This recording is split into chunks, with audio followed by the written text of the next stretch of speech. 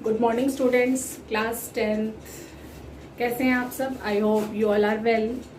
आज हम chapter start करने जा रहे हैं। इससे पहले जो आपने चैप्टर पढ़ा था वो पढ़ा था आपने गद्य भाग से कारतूस, और आज हम पद्य भाग से पढ़ने जा रहे हैं मनुष्यता। ये एक कविता है और इसके लेखक हैं मैथिली शरण गुप्त। तो कविता पढ़ने से पहले इसमें लिखा हुआ मनुष्यता।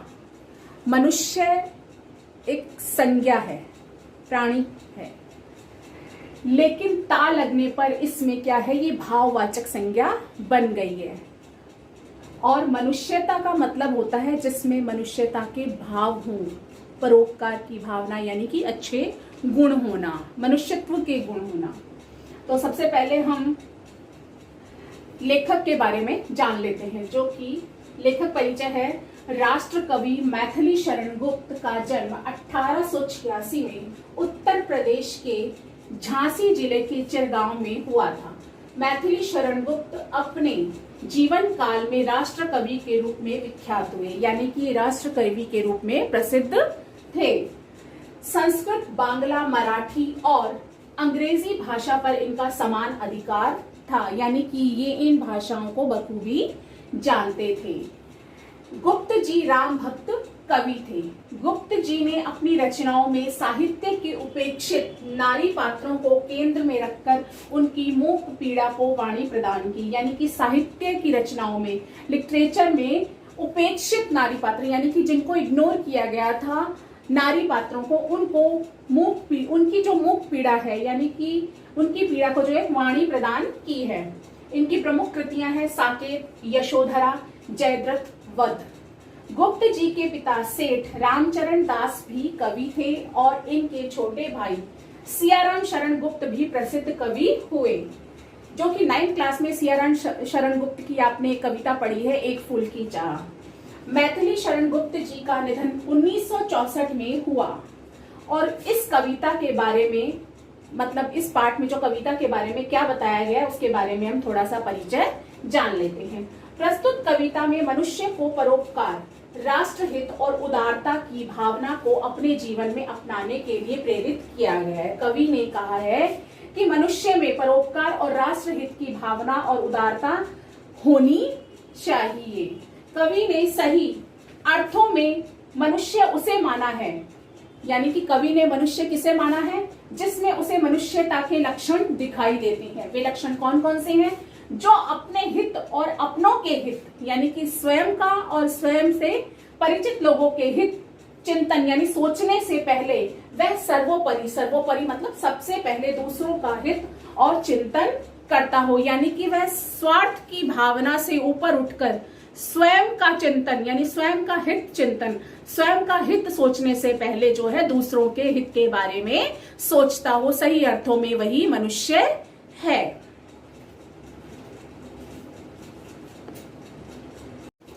इसका फर्स्ट पैराग्राफ है पद्यांश का। विचार लो कि मृत्यु हो, न मृत्यु से डरो कभी। मृत्यु मतलब मरणशील। मरो परंतु यो मरो की याद जो करें सभी। हुई न यो सु मृत्यु तो वृथा मरे वृथा जिए। मरा नहीं वही कि जो जिया न आपके लिए। वही पशु प्रवृत्ति है कि आप ही चरे। वही मनुष्य है जो मनुष्य के लिए मरे। मृत्यु मतलब मरणशील, सुमृत्यु मतलब अच्छी मृत्यु, वृथा मतलब व्यर्थ, पशु प्रवृत्ति मतलब पशुओं का स्वभाव।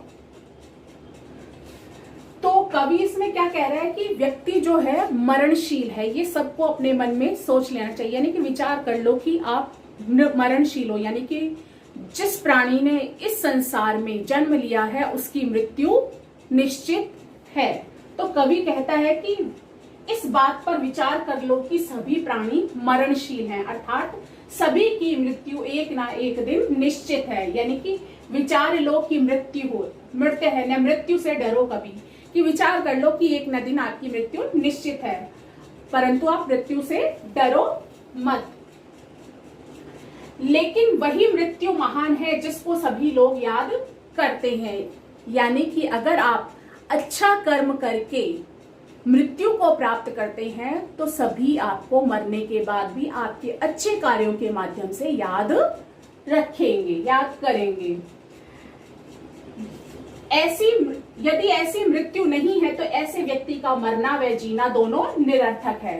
यदि मरने के पश्चात उस व्यक्ति के अच्छे कार्यों के द्वारा उसे याद नहीं किया जाता है तो आपका जीना और मरना दोनों ही निरर्थक है। जो मनुष्य दूसरों के काम नहीं आते वे पशु के समान है, यानी पशु प्रवृत्ति है। केवल अपने ही हित के बारे में सोचना वह पशु स्वभाव है। सच्चे अर्थों में वही मनुष्य है जो दूसरों के हित के लिए जीता और मरता है। कवि कहता है कि हमारा जो शरीर है मरणशील है, यानी कि मनुष्य जो है जन्म लेता है उसका मरना निश्चित है। इस धरती पर जो भी प्राणी हैं, सजीव हैं, उनका अगर जन्म लेना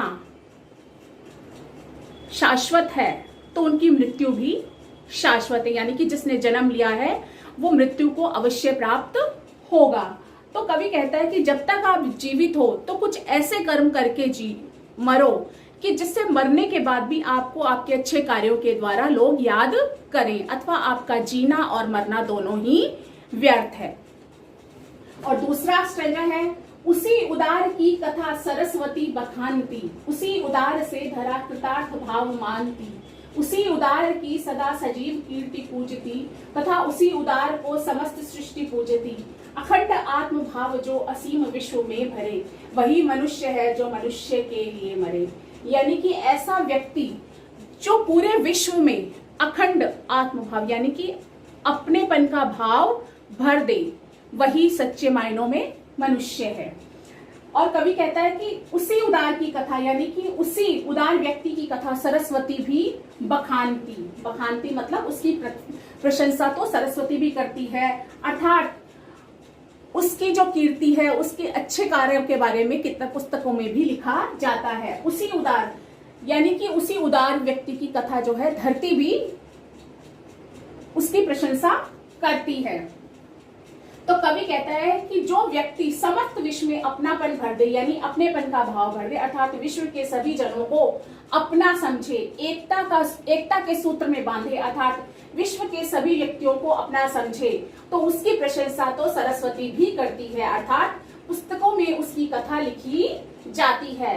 सारी पृथ्वी भी उसके प्रति आभार प्रकट करती है। क्या प्रकट करती है? आभार प्रकट करती है। उसका यश संपूर्ण संसार में गूंजता है, विश्व के लोग उसकी पूजा करते हैं। इसलिए वही मनुष्य सच्चा मनुष्य है जो परहित में मरता है। परहित मतलब दूसरों के हित के लिए मरता है। इसका तीसरा पैराग्राफ है, शुद्धार्थ रति देव ने दिया करस्त थाल भी, तथा ददीची ने दिया परार्थ अस्ति जाल भी।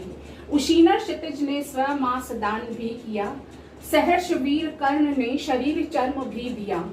अनित्य देह के लिए अनादि जीव क्या डरे, वही मनुष्य है जो मनुष्य के लिए मरे। शुद्धार्थ मतलब भूख से व्याकुल। रतिदेव राजा का नाम है। करस्त मतलब कर मतलब हाथ, स्थ मतलब आया हुआ, थाल मतलब भोजन का थाल। उशीनर राजा का नाम है ये। स्वमास अपना मांस, अस्थि जाल यानी अस्थियों का, हड्डियों का जाल, परार्थ यानी परोपकार के लिए, शरीर चर्म मतलब शरीर की चमड़ी, अनित्य मतलब कि जो हमेशा रहने वाला है, अनादि वही मनुष्य के लिए मरे। तो इस काव्यांश में उन महापुरुषों का उदाहरण दिया है कवि ने कि जिन्होंने परोपकार के लिए अपना सब कुछ दान में दे दिया। इस काव्यांश में कवि उन महापुरुषों का उदाहरण दे रहे हैं जिन्होंने दूसरों के लिए अपने सर्वस्व का न्यौछावर, अपना सर्वस्व न्यौछावर कर दिया था। भूख से व्याकुल महाराज रति देव ने अपने हाथ में आई हुई भोजन की थाली दूसरे याचक को दे दी। महर्षि दधीची ने अपनी हड्डियां दान में दे दी। राजा उशीना ने दूसरे के लिए अपने शरीर का मांस दे दिया, तथा वीर कर्ण अपने शरीर का चर्म भी, वीर कर्ण ने अपने शरीर का चर्म भी, वीर कर्ण ने अपने शरीर का चर्म भी दे दिया। इसलिए नाशवान शरीर के लिए अविनाशी जीवात्मा क्यों डरे, यानी हमारे शरीर का तो नाश हो जाएगा, लेकिन जो जीवात्मा है, हमारी जो आत्मा है, वो कभी भी नहीं मरती है। जैसा कि गीता में भी बताया गया है कि आत्मा को ना तो तलवार काट सकती है, ना ही उसे पानी गीला कर सकता है, वो कभी नहीं मरती है, क्योंकि सच्चा मनुष्य वही है जो दूसरों के लिए मरता है। चौथा पैराग्राफ है इसका, सहानुभूति चाहिए महाविभूति है यही, वशीकृता सदैव है बनी हुई स्वयं मही। विरुद्धवाद बुद्ध का दया प्रवाह में बहा, विनीत लोक वर्ग क्या न सामने झुका रहा। आह वही उदार है परोपकार जो करे, वही मनुष्य है जो मनुष्य के लिए मरे। इसमें मही मतलब पृथ्वी, वशीकृता मतलब वश में करने वाली, विनीत मतलब विनम्र, लोक वर्ग जनता के लिए आया है। कवि कहता है कि मानव को दूसरे के साथ सहानुभूति करनी चाहिए, यानी दूसरे के प्रति उसे सहानुभूति का भाव रखना चाहिए। यही सबसे बड़ी पूजा है। पृथ्वी भी हमेशा ऐसे ही लोगों के वश में रही है, यानी जो लोग परोपकार करते हैं, पृथ्वी भी उन्हीं लोगों के वश में रहती है। भगवान बुद्ध के दयापूर्ण प्रवचनों को सुनकर लोग परंपराओं को भूलकर उनके समक्ष यानी उनके सामने उनके समक्ष दया भाव से मुक्त। कवि कह रहे हैं कि भगवान बुद्ध के दयापूर्ण प्रवचनों को सुनकर लोग परंपराओं को भूलकर उनके दया भाव से मुग्ध होकर उनके समक्ष नतमस्तक हो गए, यानी कि जो बुद्ध ने अपने प्रवचन, दयापूर्ण जो प्रवचन दिए, उससे जो है सारी समस्त जनता जो है उनके दया प्रवाह में, जो उनके दयापूर्ण वचन थे, उनके आगे जो है वो झुक गई, नतमस्तक हो गई। जो व्यक्ति दूसरों की भलाई करता है वही उदार है, क्योंकि वही सच्चा मानव है जो दूसरों की भलाई के लिए मरता है।